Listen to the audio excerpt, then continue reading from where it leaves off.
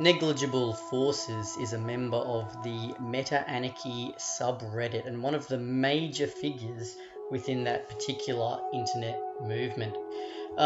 Neg and I talk about the links between Meta-anarchy, Deleuze, and Guattari, and Discordianism in this wide ranging talk. It is a little dense and academic, especially for people who aren't particularly familiar with any of those streams. But I found that Neg really was able to break things down in a way that helped quite complex ideas to make sense. One idea that we do touch on, the body without organs, might be a new term for some people. If you just think of that as a kind of open space of increased potentiality, that should be enough just to sort of see you starting out. I hope you enjoyed this talk as much as I enjoyed having it.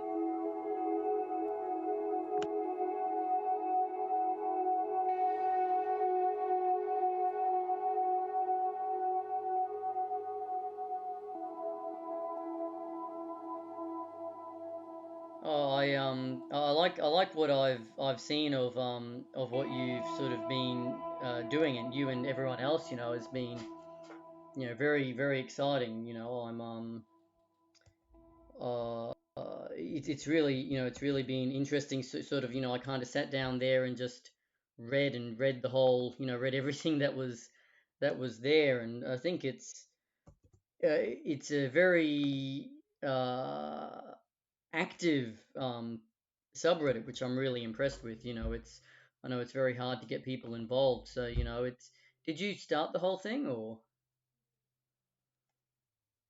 Yeah, if to talk about Reddit specifically, I started like the subreddit and stuff, and I like made the content on Reddit specifically. But I'm not like the only person responsible for the concept of meta-anarchy, I guess. Okay, beautiful.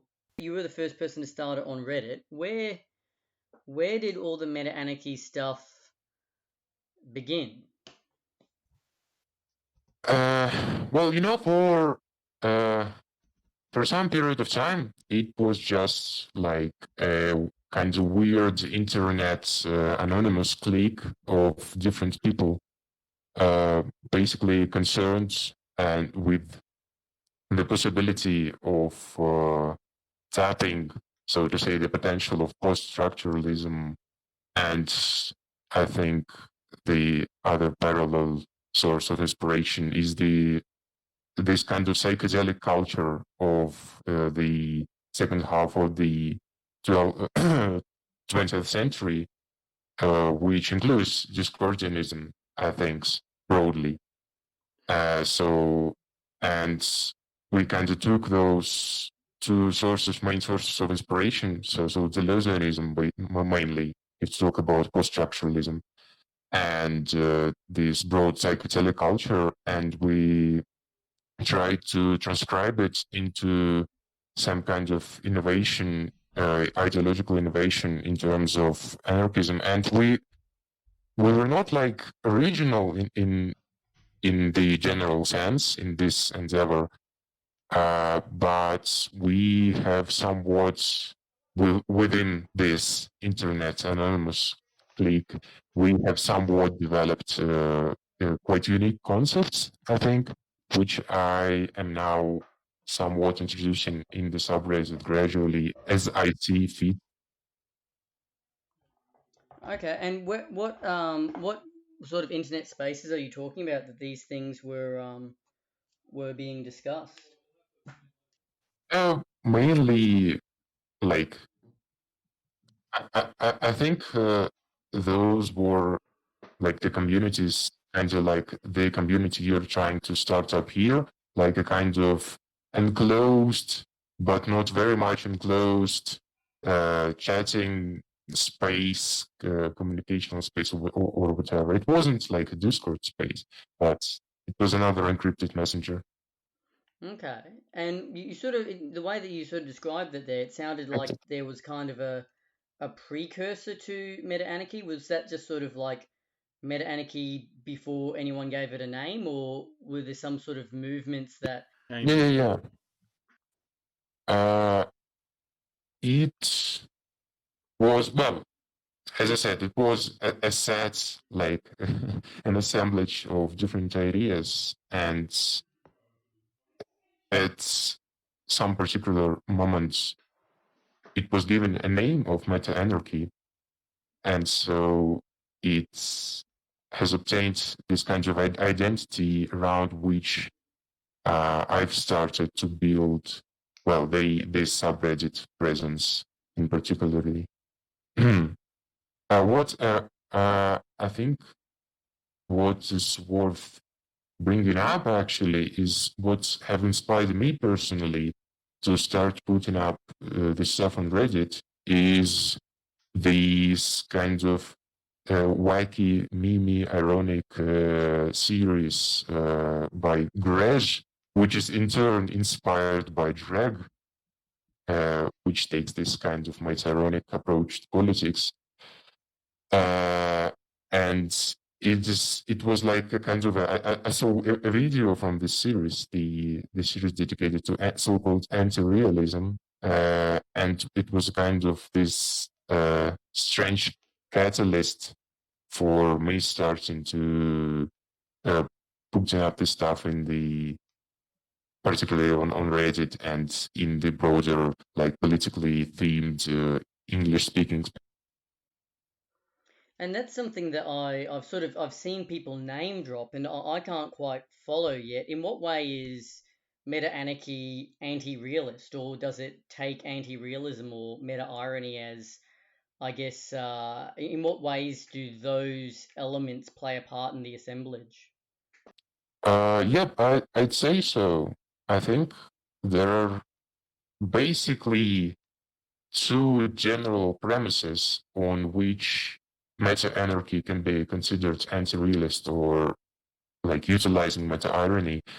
If you talk about anti-realism, it's really about um, discovering this kind of conceptual lines of light from the realist in quotation marks preconception of reality as this kind of identified, constructed, this semiotic assemblage, totalizing semiotic assemblage.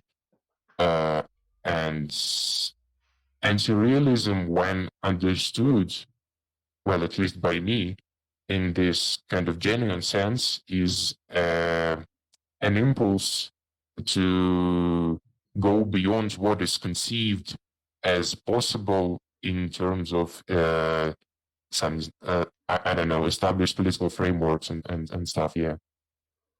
And talking about meta-irony, I think meta-irony actually allows these kinds of free movement between different modes of communication, modes of discourse, where you can talk about stuff in a really this kind of playful, uh, this kind of deterritorializing way, where you can throw around concepts almost negligently, but it becomes, if handled sufficiently, it becomes this kind of creative force of pure creative discourse. So it almost feels like part of what you're saying is that we have this sense of what we have is what is possible, and to sort of shake off this kind of this realism of, well, what we have is what we can have. You kind of have to break that with some force and reject this kind of realism altogether in order to actually discover what might be on the other side of that. Is that kind of a fair paraphrasing of what you're saying? Yeah, exactly. And I recall that in some other like weird online spaces and blogospheres and such, particularly dedicated to accelerationism and different strands of accelerationism, different accelerationisms. There is a popular concept among those people called the outside, with the capital O, Yeah. to which, to which one can exit, and with a capital E. And that's directly, I think, related to the lines of light, the discovering of lines of light, and escaping to this outside in all senses possible. And yeah, that's basically how we see the anti-realist project taken genuinely. Yeah, that's really fascinating. That's something I hadn't I'd seen the terminology, but I hadn't sort of been able to really understand the way this idea of anti-realism played a role at all. So that's really helpful. Thank you. I might ask if you can just give a really quick explanation, just so that we can have it in your own words here now. Meta-anarchy, what is it? Why is it good? Why should we all be meta-anarchists? Hey, you shouldn't be meta-anarchist. I wouldn't recommend it. All right. Well, I thought that you would actually ask me this question, and I suppose the most proper answer is meta-anarchy is a body without organs. And in this sense, it is in many ways similar to what you are trying to build up here with this community, a kind of disorganized but yet productive body of political discourse, which and I think as a body without organs, it can be perceived in the most uh, broader sense. But if to talk about meta-anarchy more precisely, more concretely, it takes anarchy as basically as a multiplicity, as this kind of diverging and converging, this fluid uh, uh, assemblage, and not really an assemblage, but like an environment on its own, a body without organs on its own, uh, with many multiple interpretations and instances and reiterations. And basically, what meta-anarchy tries to do is to find a way to build or I think a more proper way to say it would be to grow kind of these organic relationships between many different kinds of anarchies. And in, I think, yeah, in more down to earth terminology, it is a kind of libertarian unity project, I guess, in the sense that it strives to uh, grow organically grow a common framework for any kinds of liberatory initiatives, regardless of their this kind of conceptual positioning on the political compass or. Yeah, that's fantastic. I don't know if I lost you on that last word, but I think I've got you still. Where does Deleuze and Guattari? Is their work useful in the whole building of this BWI? Well, I mean, I suppose that's obviously some of the terminology that we've taken, but on the whole, why DNG? Why are they so useful to the whole endeavor? Uh, well, I think it's there's a lot of reasons, a hell of a lot of reasons. But if to start listing them from the most significant to the least, I think in the most basic sense, DMG provide this kind of conceptual freedom uh, and the possibility of reassembling basically and creating whatever you want. And so the body without organs, it allows as a concept and as a project, as a practical project, it allows to take whatever body. Basically, you want whatever social body, whatever social assemblage, whatever like semiotic conceptual assemblage, and start morphing it into something. You start evolving it, and uh, so uh, yeah. How could I have forgotten about it? The concept of desire, actually, as operationalized within schizoanalysis, the Deleuze-Guattari schizoanalysis, is actually crucial for meta-anarchy, as it tries to follow this kind of implied within capitalism and schizophrenia, implied political program of institutionalizing desire. So in the sense that desire itself becomes the structuring force of any kinds of political institutions and assemblages. And what's anarchist about it is that uh, what logically follows from this approach is that we don't need any kind of repressive institution, repressive organ uh, and we can't use any kind of repressive organ like the state to organize desire, because the very structure of a state implies that some assemblages of desire are suppressed, some flows of desire are suppressed and cut off. So the anarchy part actually comes from the inevitable bottom-up approach to institutionalizing desire.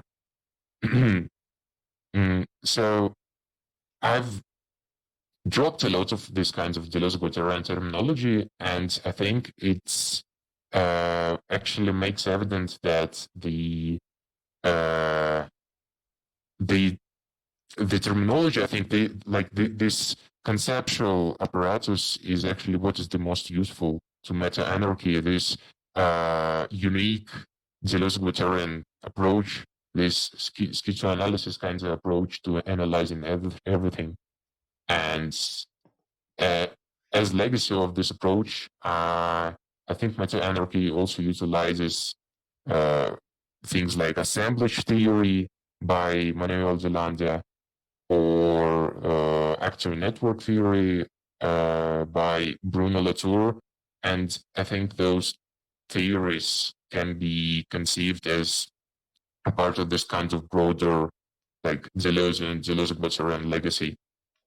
And so meta-anarchy draws inspiration from all of that and tries to utilize various concepts. And Yeah, and looking through it, that I think that that lineage, that connection is really clear when I browse through it. I was more surprised to sort of hear about the psychedelic influence. I'll be very, very interested to hear you tell me a little bit about that, where you think that psychedelic influence has kind of affected the whole project. mm, uh, I, I think that uh, I think that psychedelic as like a descriptor uh, shouldn't be here understood as this kind of popularized, uh, this kind of profanized version of psychedelic culture that is actually embedded and ingrained into the status quo.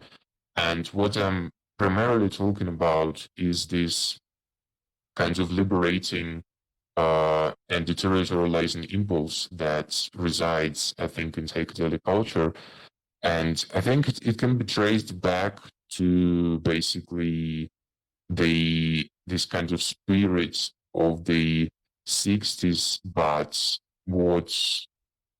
what I particularly try to do, and what some of my internet friends are also trying to do, is to take this impulse uh, and try to rearrange it and recontextualize it in a way that wasn't contextualized like in actuality in our history, because in our timeline, it has been deeply embedded within the status quo. This kind of psychedelic liberatory potential has become an organic part of how the system reproduces itself.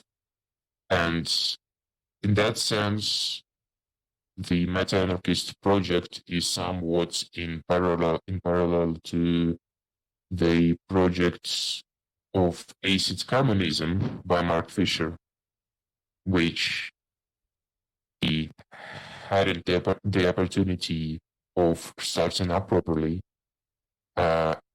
So basically, Fisher tried to do the same thing. He tried to take this liberatory potential of psychedelic culture that is, I think, also very closely related to Robert Anton Wilson's writings. And this is, I think, where the core of this culture actually resides, the cultural core. So this kind of also playful approach to certain concepts and playful approach to experience. And I think what is also important is those kinds of aesthetics of complexity, aesthetics of overwhelming complexity that is core both to the Deleuzian and the psychedelic project. So I don't know, you're taking acid or something and you're overwhelmed by the complexity of the surrounding reality. And Deleuze and Guattari are also talking about this kind of ungraspable, elusive complexity of different multiplicities. They're talking about the unrepresentative world, the plane of immanence that is ungraspable, but yet it is you can enter into some relation with this plane of immanence through some extraordinary experience, through becoming a body without organs. And so the psychedelic culture is, I think, the direct result of a practical implementation of trying to access this plane of immanence, this hyper complexity of trying to become the body without organs. If we are talking about experience, if we are talking about individual and collective, for that matter, experience. That's just about the most perfect answer I could ask for. That was fantastic. I was going to say, do you think Discordianism comes in just because it's part of that psychedelic culture, or does it have? Do you think it has a more special role in the formation or the influence of meta-anarchy? Mm, well, as a proponent of assemblage theory, I would postulate that everything plays a special role in every kind of assemblage. There is no ordinary role, but yeah, on a more serious note, I think also Discordianism, and I've mentioned Robert Anton Wilson, is can be conceptualized as this kind of cultural core of psychedelic culture, or at least not a core, but maybe this kind of cultural project that is very much representative of that impulse, that deterritorializing, liberatory impulse that is contained within psychedelic culture. So, yeah, okay. Discordianism, it operates in this kind of meta-ironic mode of discourse. The meta-ironic mode of discourse, which I have mentioned before, it plays around different concepts and experiences and treats them as a joke. It treats them in this fundamentally playful manner, and this spirit of playfulness, this spirit of laughing in the face of gray face, in the gray face of gray face, is what actually is a crucial part of this kind of inspiration for Meta-anarchy. Yeah, and also I suppose these this, so to say, allegiance to chaos as a productive, as a creative force, as a potentially constructive force, is what is a very strong connection between the meta-anarchist project and the Discordian project. And if to draw more concrete parallels, I think meta-anarchism, it can be also conceived as like literally the ideology of Hagbard Chelinet, as he described it in his essays and manifestos. He outlined in this kind of most basic sense the Hagbard Chelinet from the Illuminatus trilogy, of course. He outlined in this kind of most basic sense this kind of brave approach to the concepts of anarchism in general. He got to that really underlying liberatory potential of anarchist thoughts, and he has practiced this liberatory potential actually in the most practical psychedelic Discordian way in the book. And I think that Hagbard Chelinet is like a very, very good and vivid example of a meta-anarchist. That's beautiful. That's absolutely perfect. Thank you so much. I think that that's really everything that I really wanted to ask. That's just such an absolutely perfect description. That's for something so dense and complicated, and that goes in so many different directions. You made me feel like an absolute idiot for not understanding it all instantly, because you explained it so perfectly. I thought, well, this is obvious. This all sounds so obvious. So that was really helpful. So I really want to thank you for that, Neg, and for giving me your time and all the rest of it. There's only one other person listening in on this, which is Rev. Rev, did you want to ask any questions or offer any comments or anything before we sort of move towards the end? Or actually, before I'll just give Rev a moment to maybe write down questions or anything. The last thing I will ask, Neg, is there anything that I should have asked you, or anything else that you'd like to add before we start finishing up? That doesn't have any particular in my head.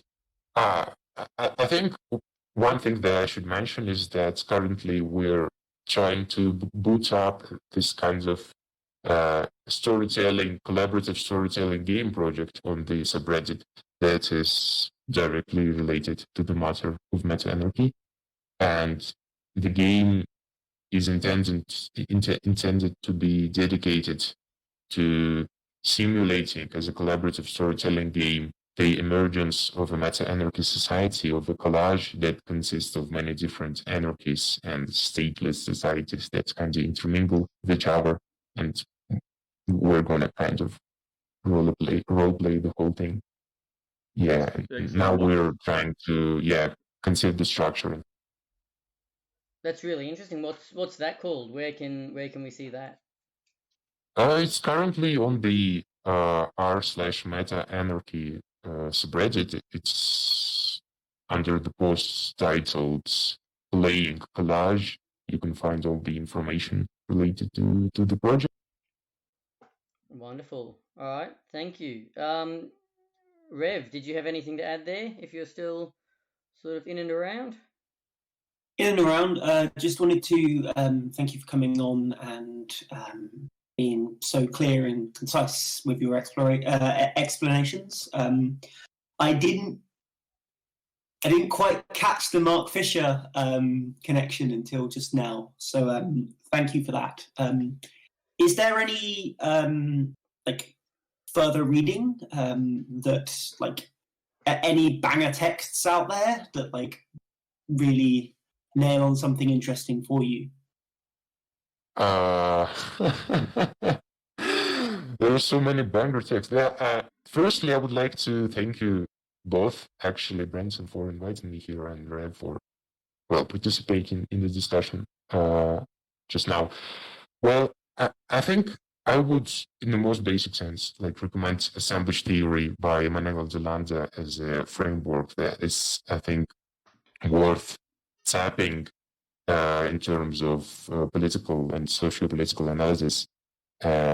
And Manuel de Landa, he kind of tries to archaeologically obtain a more holistic framework, a more holistic Deleuzean framework to analyze, basically social structures and all kinds of structures in terms of assemblages in the Deleuze-Guattari sense. So yeah, assemblage theory and social complexity, I believe, that the book. Wicked. Yeah, thank you very much.